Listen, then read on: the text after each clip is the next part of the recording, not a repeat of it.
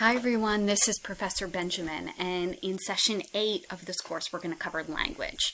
So right here, of course, we start out every week or session with a language description, and here is the session and what we will cover in this session.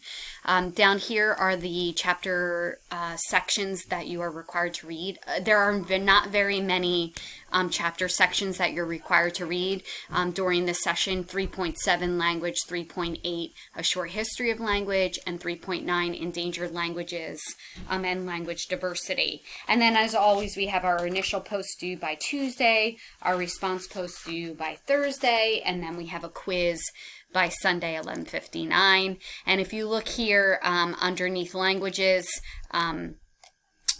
we also have additional readings for you to cover. I'll go over the PowerPoint briefly in a minute, but here is a resurgent Quebec separatist movement rattles, and that's spelled wrong, rattles Canadian election. And so this is really important because Quebec really wants to remove itself from Canada. It has asked to be removed numerous times, and one of the actual reasons that they say they would like to be removed is language. Then we have the National Geographic Lost Language Project here, and then we have, and this is fantastic, this Lost Language Project initiative by National Geographic is amazing. They travel the world and they go into even remote villages, and what they do is they look for languages that are endangered of becoming extinct. And what we mean extinct means that no one would speak that language anymore.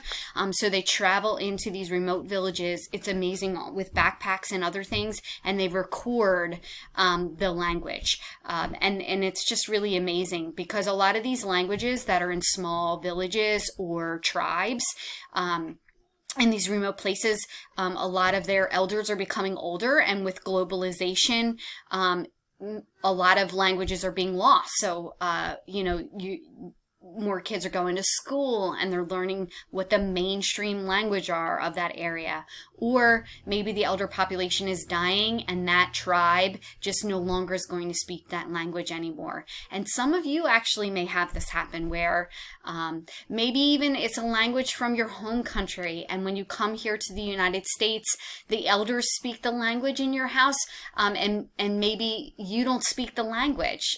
Or maybe it's the other way around, where actually the elders teach you the home language, and you speak it at home, but when you leave the household, you don't speak it.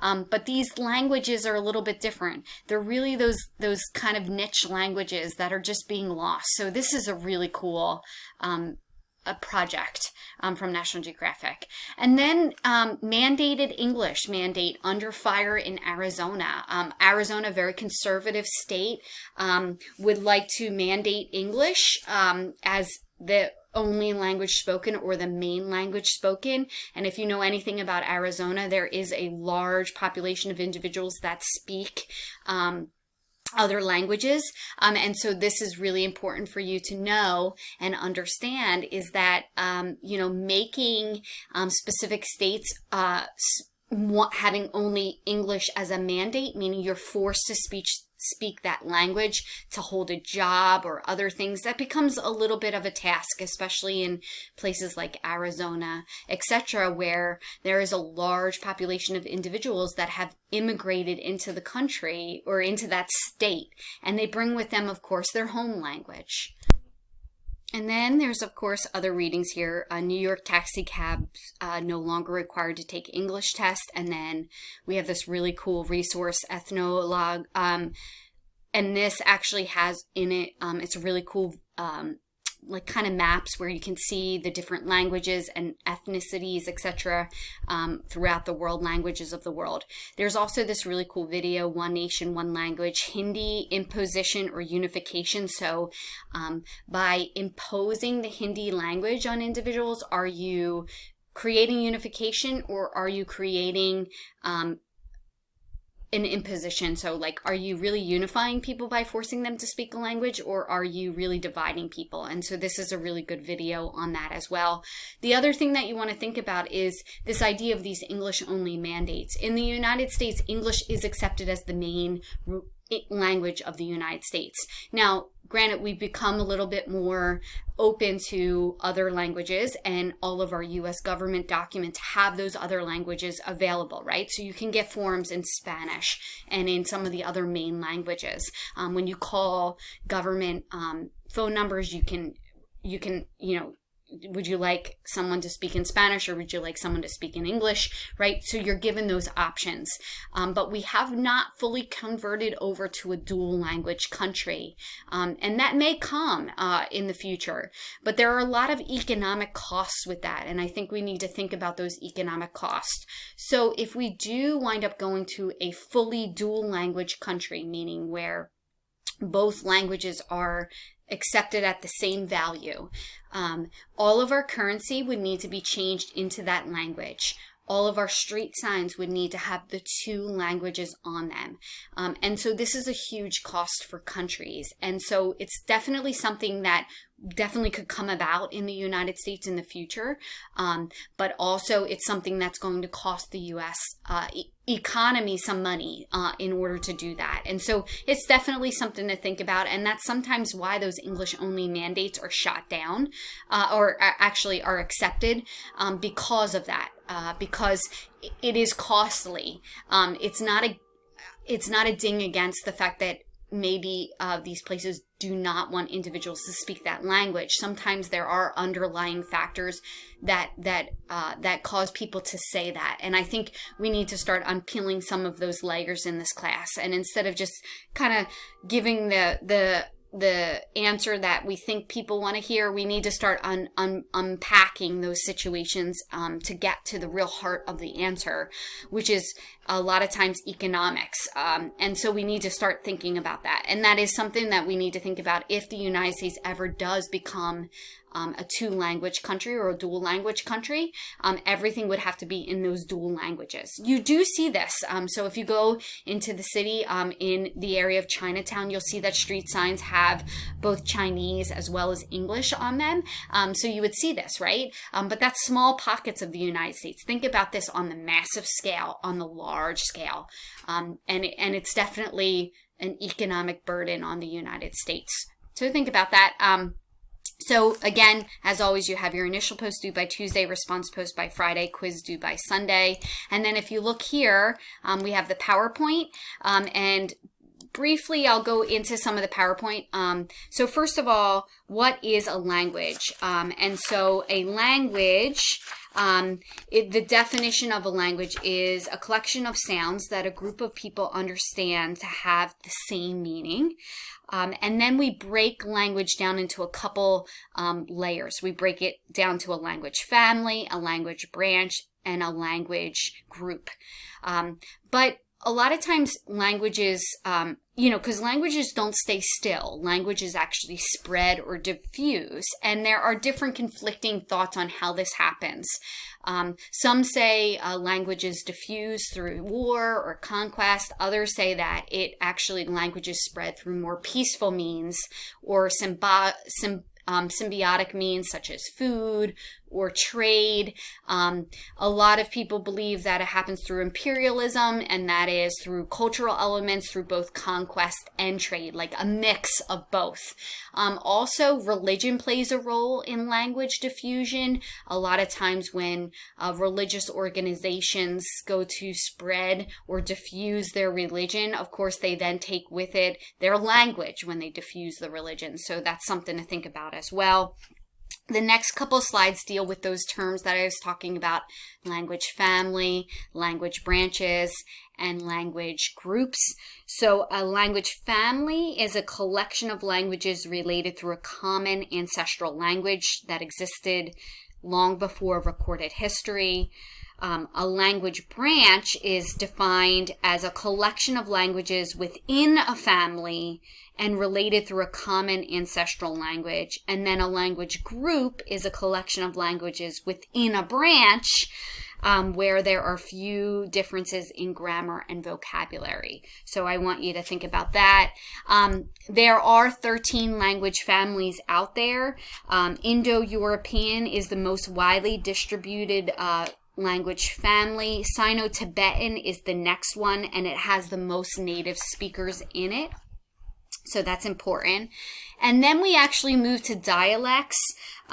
So these are variations in languages, and variations in languages are caused by migration and geographic isolation.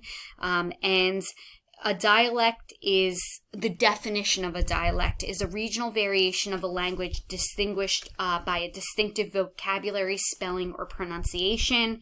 And certain words in a dialect form a distinctive pattern, and it has different distribution and definite borders. And you can actually see that in the United States.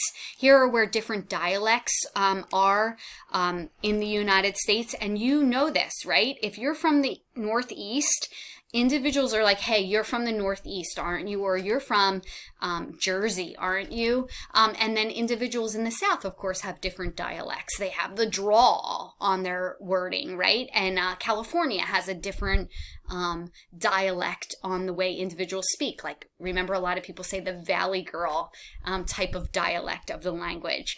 So there are different ways. If you're in Minnesota, you talk in a different language or different dialect as well.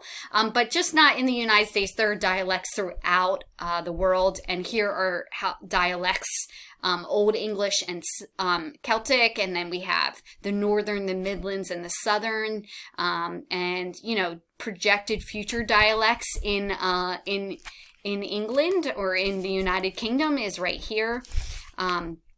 So there are different ways. Even U.S. English dialects differ from U.K. English. And you definitely know this if you are taking classes with Professor Allard or even Professor Murphy.